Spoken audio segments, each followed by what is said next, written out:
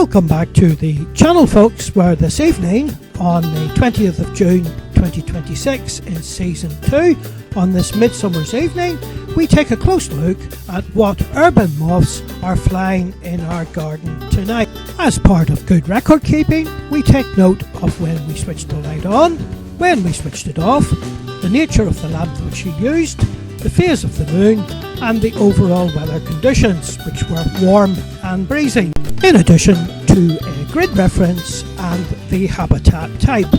Another tip, if you are a newcomer, is to consult the regional mothing site, which will provide you with a prediction of the species flying based on previously submitted records. In today's episode, we'll be using a high capacity Robinson trap together with a actinic 20 watt blue lamp. In future episodes, we'll be looking at the different types of trap, their yields and their retention, together with the different kinds of light that can be used to attract moths. This is our homemade Robinson trap, which we'll be showing you how to make in future episodes. It's complete with a transparent collar and funnel guide vanes, and it can be used with a mercury vapour lamp or an actinic lamp.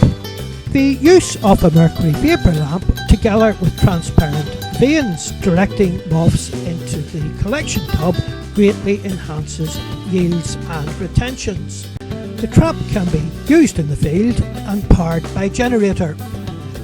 The bulb holder can either be screw fit or bayonet and can accommodate the higher yielding mercury vapour lamp or the distinctive blue lamp actinic 20 watt light. So let's take a look at its components, its setup and use, and the catch which it yielded on this midsummer's day, summer 2026. Okay folks, welcome back this morning, where today we're going to be looking at setting up our Mercury MV125 moth trap, which is a Robinson trap. And these are the components, which are very straightforward. We begin here by our main bucket trap and an essential piece of kit, which is our egg cartons, and we place those in the trap in order that the moths may settle and improve retention. Next item that we have is our transparent collar, which it simply sits on the rim of the bucket. And finally, we have a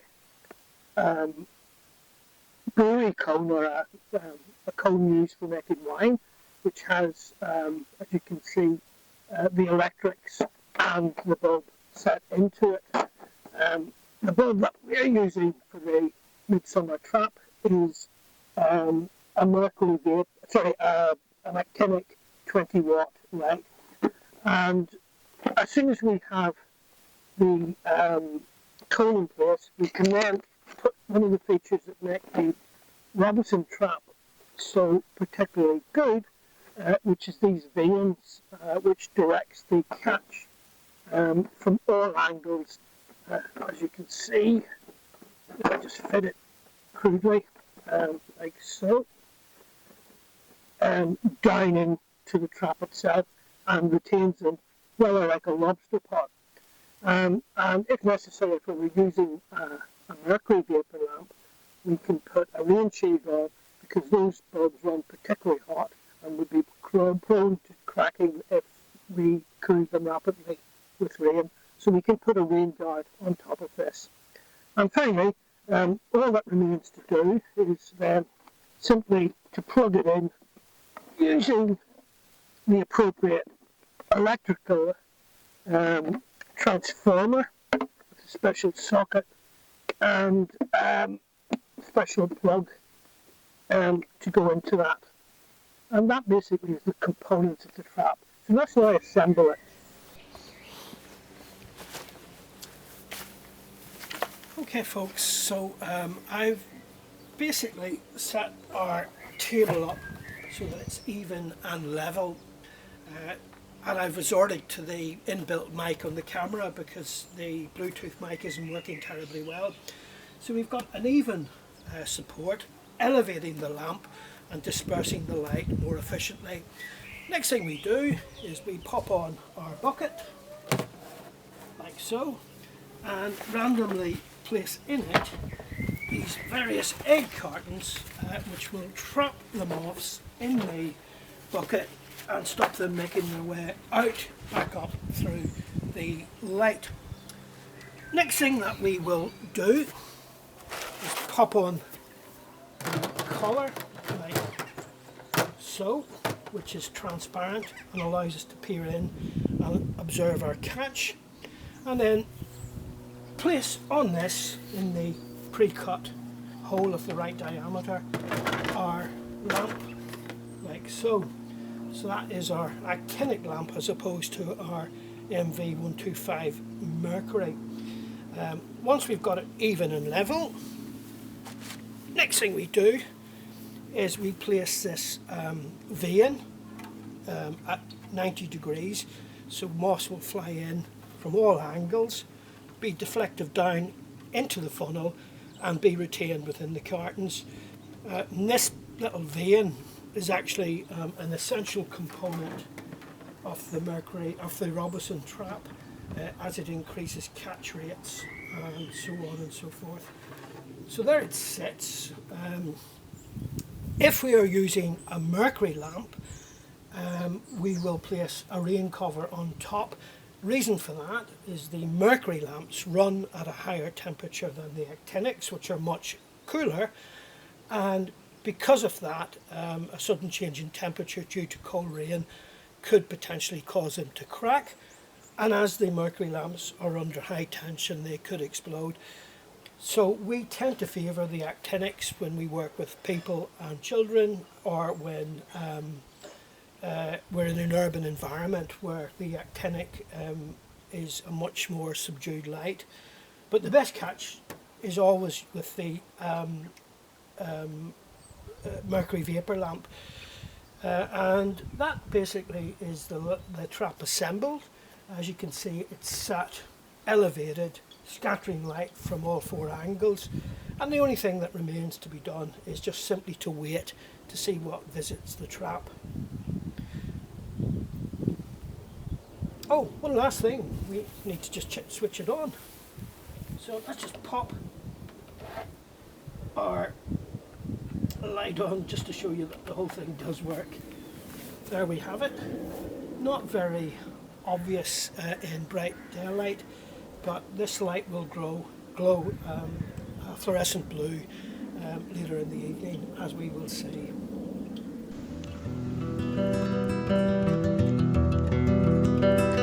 So, aside from showing you that the trap was operational using the blue lamp, it was also a little experiment using a cheap body-worn video set on night vision mode. The reason being, it may have potential for using the Wi-Fi or Bluetooth connection in future streaming episodes where we may watch these moth events live on YouTube. More to follow, so please do subscribe and hit that subscribe button on the channel, where you may be able to see close-ups of the inside of the trap as these moths come in during the course of the night.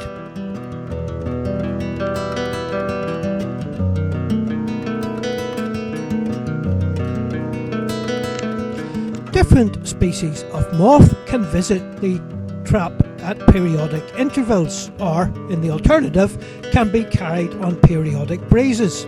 And this is a great way of keeping on top of the observations and monitoring what comes to the trap in order to provide a commentary as and when they arrive.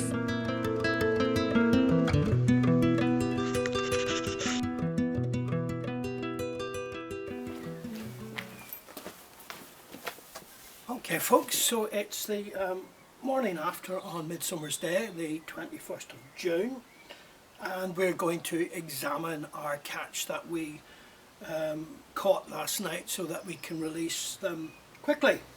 To my left we have a various selection of pots which I've accumulated over the years of varying sizes for different circumstances. This one's quite interesting. It has a little grid, and I don't know if you can see a magnifying lens. So that is the pots that we're going to take from the catch. We used an actinic bulb last night, which is a coal bulb but throws out quite a bright blue light.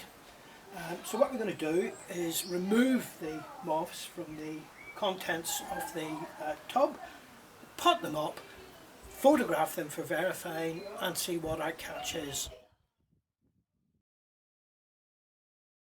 In the next stage, we commence the process of potting up.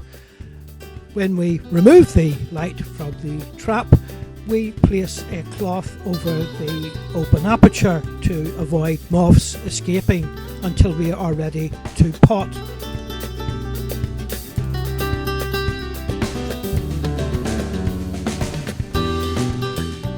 Some species sit static between the egg cartons and are relatively easy to usher into tubes.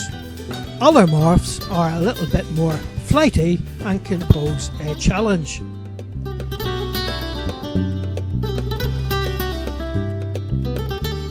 On the top right of the carton, we can immediately recognise a moth known as the buff ermine.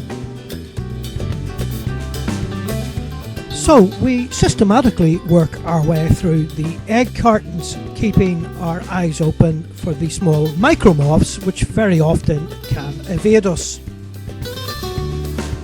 Once the catch is potted, we'll take them indoors and place them on a black cloth for photography so that the record can be verified.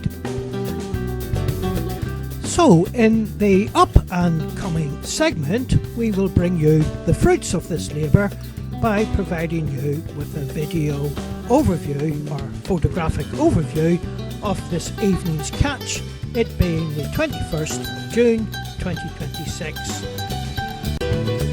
The principal object of the exercise is to have all specimens returned to the wild promptly, particularly any egg-laying female.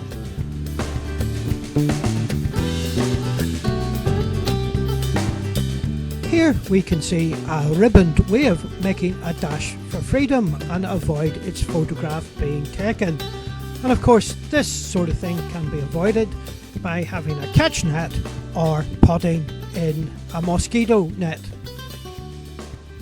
Next up, a few tips and tricks to those of you new to mothing. So next up in this little segment, we're going to give some indication of what sort of kit I might carry.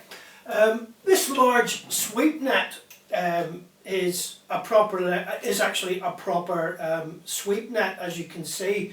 And I always tend to carry that if I'm in an upland area, because I can sweep some grass for small micro moths whilst the large trap is running.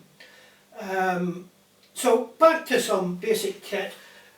Here we have a small proportion of last night's catch. I don't know if you can see, but these moths are all now potted and settling down, and in a moment we put them on the black cloth and photograph them for verification and records. This is also a useful little net. When we're emptying the trap, it is actually quite useful to catch anything that may escape. And I actually think I made this from a really cheap fishing net, and this is actually a coat hanger popped into a little piece of garden bamboo, but really handy for keeping your catch together. Next thing that I tend to carry, if we're operating the mercury vapour lamp out in the field, I carry a pair of sunglasses, simply because if you have a tendency to look near, at or close to this mercury vapour lamp, it can leave you with temporary blindness. So stupid as it sounds, a little pair of cheap sunglasses. I actually think I found those. Next up, I find these absolutely essential. These are like little culinary tools that you get with cheese and pickles and the like, and it has a fork in the middle, and it's really, really good for positioning moths on the black cloth when we come to photograph them without disturbing them too much. And again, we have a pointer just to move or adjust, and again another one of these forked tools with a little cover on it. You can see it's a little fork. So those two little things are very useful in manipulating our catch. The next thing, which is part of any good record keeping, is some form of measurement, and we can see on this particular tub there is a pre-ruled grid, which is actually quite useful if you're not carrying rulers in the field. Of course, if we're doing this desktop or even going into the field, I bring these dinky little set of calipers, which are cheap as chips, weigh about 10 grams, and give a good indication of the wingspan of the moth that we're looking at. Again, never throw your broken rulers out, because this one also, this nice black and white one, is really good for scaling your moth when you photograph it. We've covered the various arrangements of pots, which I seem to have amassed over the years, and I do carry quite a size range in order to give the moths room, because we don't want them damaging themselves, because the whole goal of this is early release, and we do release the moths back in the environment. And one of the great advantages of the blue light over the mercury lamp, which runs at a much hotter temperature, we don't get any scorch or harm to the moths, which only happens if they dwell too long at the light source. So again, some bigger pots, like anything, these need not be expensive. I think these were old salad pots, or pots with some sort of tuna mix in them, which were saved, washed, and provide a really good specimen capture. Some of these things you can buy.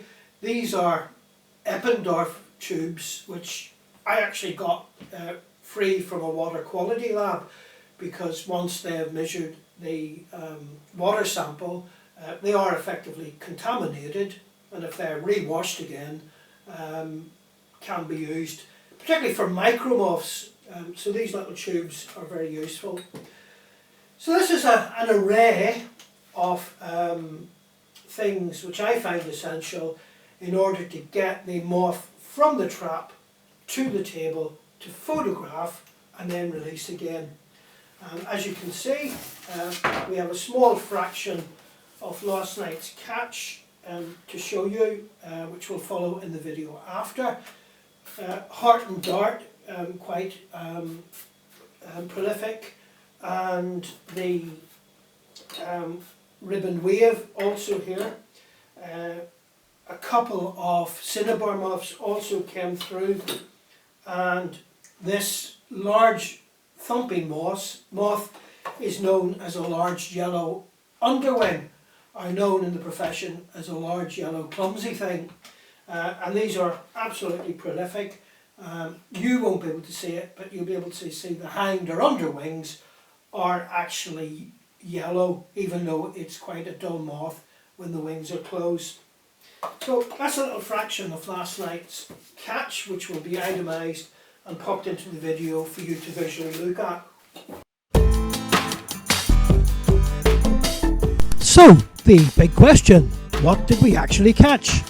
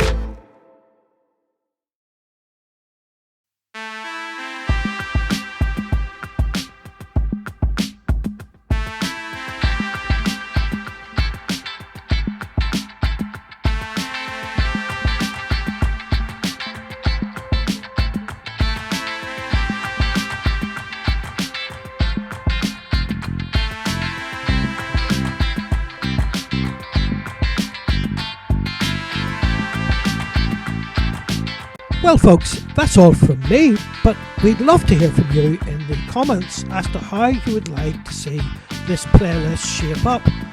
More species, more theory, or live streams? Please let us know. Likewise, if you have any experience or observations on general mothing, or any tips and tricks to share, please put a comment in the description. If you have liked or enjoyed this episode, or found it interesting or educational, please like, share and subscribe to help the channel become successful. As the night shortens, we leave you with the wise words of Maggie, our feline friend and curious naturalist. Whatever the weather may be, get out there and enjoy the sunshine.